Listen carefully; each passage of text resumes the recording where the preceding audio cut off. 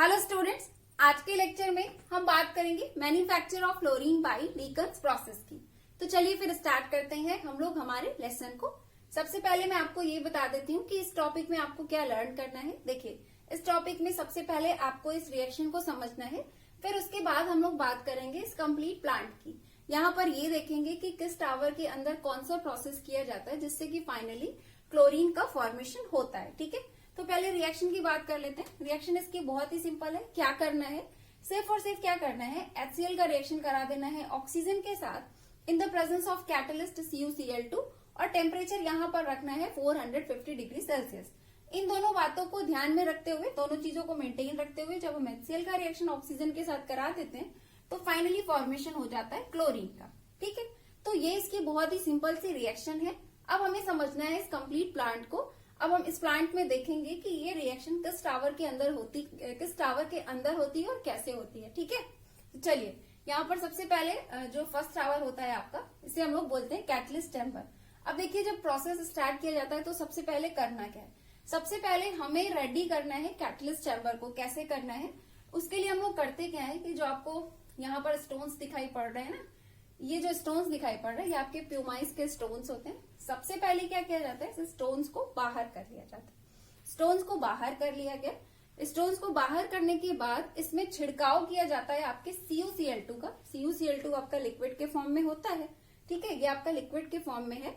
इसे क्या किया गया, इसे आपका क्या किया गया, छिड़काव किया गया इस प्यूमाइस स्टोन में। ठीक है, जब आपने इसका छिड़काव किया प्यूमाइस स्टोन्स पर, तो जो आपके प्यूमाइस स्टोन्स होते हैं ना, इसमें क्या होता है, स्पोर्स होते हैं। बहुत ही माइन्यूट से क्या होता है, स्पोर्स होते हैं। तो ये पोर्स के द्वारा करता क्या है, CuCl2 को एब्जॉर्ब कर लेता है और CuCl2 को एब्जॉर्ब कर लेता है। ठीक है, अब जब ये एब्जॉर्ब कर लिया उसने और वो ड्राई दिखने लगा, तो अब इसे क्या किया जाता है, ले जा करके वापस से यहाँ पर अरेंज कर दिया जाता है। तो इस तरह से अभी आपने क्या किया है, इस तरह से अभी आपने कैटलिस्ट का अरेंजमेंट किया है ना। CuCl2 को फाइनली आपने कैटलिस्ट के चैम्बर के अंदर आपने भेज दिया। ठीक है, इतना काम आपका हो गया। अब इसके बाद क्या करना है, इसके बाद हमें टेम्परेचर मेंटेन करना है। कैसे करना है, देखिए ये वाली ओपनिंग दिख रही है ना, ये वाली ओपनिंग, यहां से क्या किया जाता है, यहां से हॉट गैसेस जो है प्रोवाइड की जाती है। कुछ गैसेस का मिक्सचर होता है, हॉट गैसेस यहाँ पर प्रोवाइड की जाती है और इन गैसेस का जो टेम्परेचर होता है वो कितना होता है, 450 डिग्री सेल्सियस। ठीक है, तो ये गैसेस यहाँ से प्रोवाइड की गई। जब यहाँ पर गैसेस आ गई सराउंडिंग में, इस कंप्लीट एरिया पे जब गैस आ गई तो क्या होगा, इससे क्या होगा, कैटलिस्ट चैम्बर का टेम्परेचर जो है वो 450 डिग्री सेल्सियस मेंटेन हो गया। तो अभी आपने कैटलिस्ट भी अरेंज कर दिया एंड आपने टेम्परेचर भी मेंटेन कर लिया। तो अब हम लोग आसानी से रिएक्शन कर सकते हैं। रिएक्शन हमें किसकी करानी है, HCl की ऑक्सीजन के साथ। तो हम करते क्या है, ये जो सेकेंड वाली ओपनिंग दिखाई पड़ रही है ना, यहां से हम क्या करते हैं, HCl प्लस एयर के मिक्सचर को इस कैटलिस्ट के चैम्बर के अंदर भेज देते हैं। अब जैसे ही HCl और एयर का मिक्सचर कैटलिस्ट चैम्बर के अंदर पहुंचा तो वहां पे उसे क्या मिला, वहां पे उसे जितना टेम्परेचर चाहिए था वो टेम्परेचर मेंटेन था और वहां पे कैटलिस्ट भी मेंटेन था। तो तुरंत होता क्या है, ये जो एयर है ना, एयर में मौजूद ऑक्सीजन तुरंत कैटलिस्ट की प्रेजेंस में HCl के साथ रिएक्शन कर लेती है और रिएक्शन करके किसका फॉर्मेशन कर लेती है, क्लोरीन का। तो क्लोरीन जो होता है वो फर्स्ट चैम्बर कैटलिस्ट चैम्बर में ही फॉर्म हो जाता है। ठीक है, इतनी बात आपको समझ में आ गई होगी। अब इसके आगे की बात समझिए।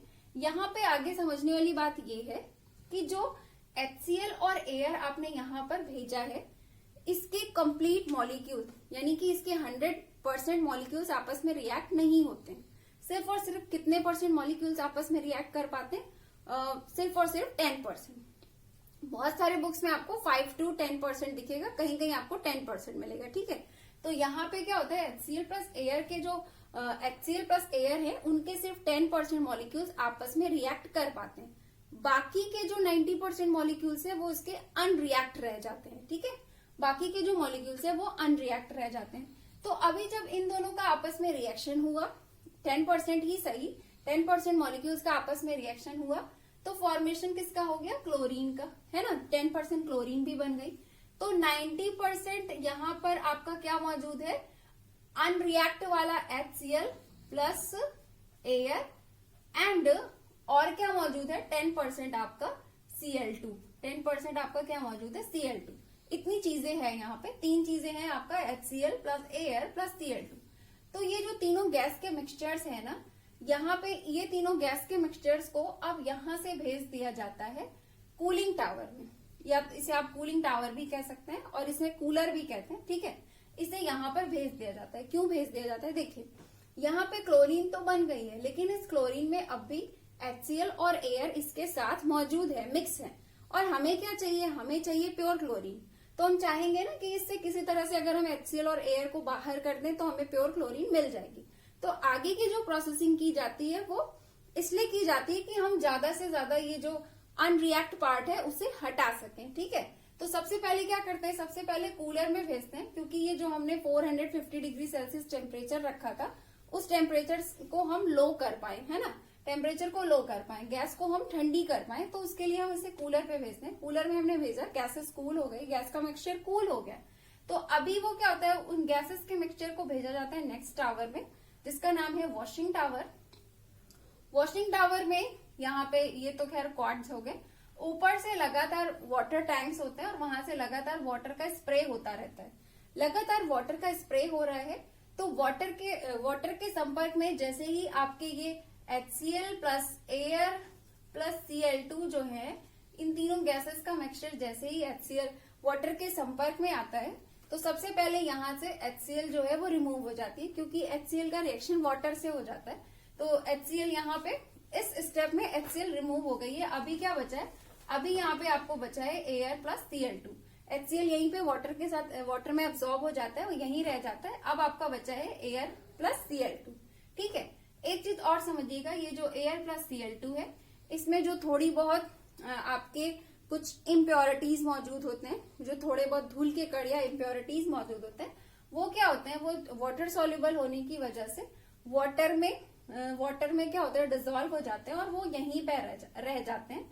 तो अभी आपके पास ये जो एयर प्लस Cl2 है, इसका जो मिक्सचर है इसे भेज दिया जाता है नेक्स्ट टावर में, जिसका नाम है ड्राइंग टावर। अब देखिए ड्राइंग टावर में क्या होता है, ड्राइंग टावर में कंटिन्यूअसली ऊपर से कॉन्सेंट्रेटेड H2SO4 का जो है स्प्रे होता रहता है।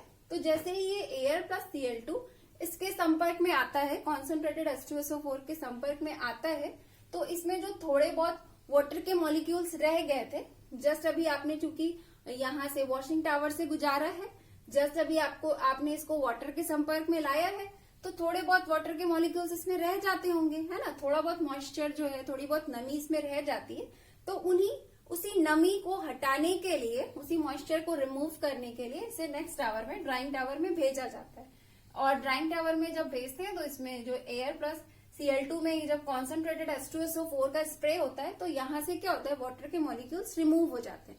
क्यों रिमूव हो जाते हैं? Because you know very well की concentrated H2SO4 is very good dehydrating agent, है ना, ये बहुत ही अच्छा डिहाइड्रेटिंग एजेंट होता है, जिसकी वजह से क्या होता है, आसानी से यहाँ से मॉइस्चर रिमूव हो जाता है। अब क्या होता है, अब यहाँ से एयर प्लस Cl2 का मिक्सचर जो है वो बाहर कर लिया जाता है, ठीक है। तो यहाँ पे क्या है, यहाँ पे हमारा डीकन्स प्रोसेस कंप्लीट हो गया। अब आप लोग सोच रहे होंगे कि डीकन्स प्रोसेस से हमें ये जो फाइनल प्रोडक्ट मिला है वो प्योर Cl2 नहीं है, बल्कि Cl2 के साथ क्या है, एयर भी मौजूद है ना। तो ये डीकन्स प्रोसेस ऐसा ही है, इसमें यहाँ से जो Cl2 मिलता है वो प्योर नहीं होता है, इसमें एयर मौजूद रहता है, ठीक है। इसके साथ कुछ न कुछ मात्रा में एयर इसमें मौजूद रहती है। तो अब आगे की बात समझिए।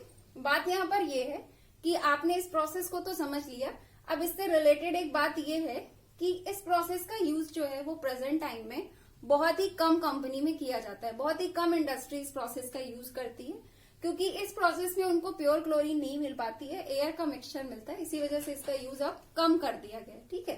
तो यहाँ पे हमारा ये डीकन्स प्रोसेस, ये टॉपिक कंप्लीट हो गया है। अब हम लोग मिलेंगे नेक्स्ट लेक्चर में। Have a nice day, thank you so much.